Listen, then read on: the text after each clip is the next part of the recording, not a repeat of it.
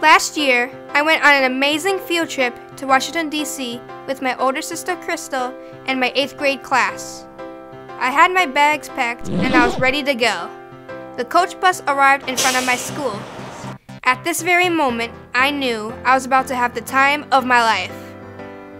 After a long 8-hour ride, I finally arrived at D.C.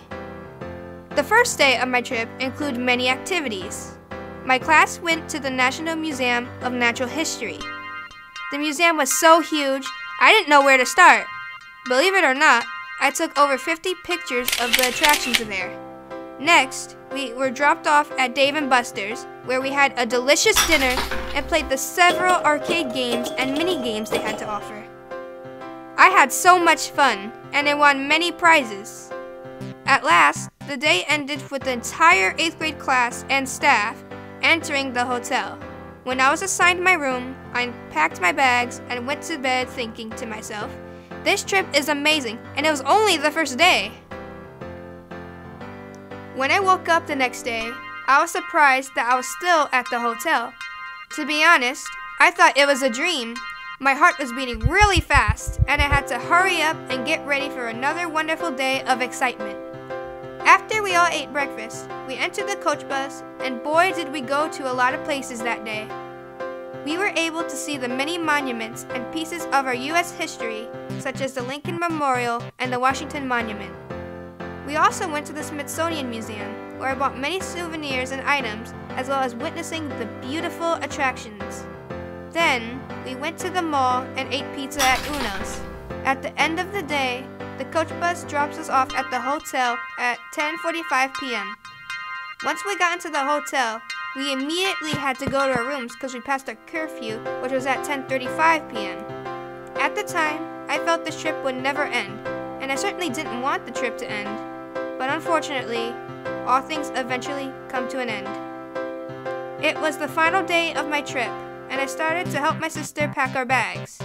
We boarded the coach bus one last time, and off we went. First, we went to a special gift shop, and pretty much everybody bought souvenirs and candy there. After that, I went to a place that I've dreamed about for a while. I arrived at the White House. I was speechless, and it felt like my jaw was about to drop. I ran to the fence of the White House and took many pictures. Before we left, we took one huge group photo together.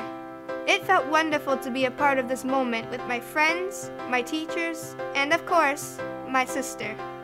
Finally, my trip was over and we traveled back home. The coach bus arrived in front of my school, and I was upset the trip went by so quick, but I was very excited to tell my family about it. After saying goodbye to all my friends, I ran to my parents and gave them a big hug.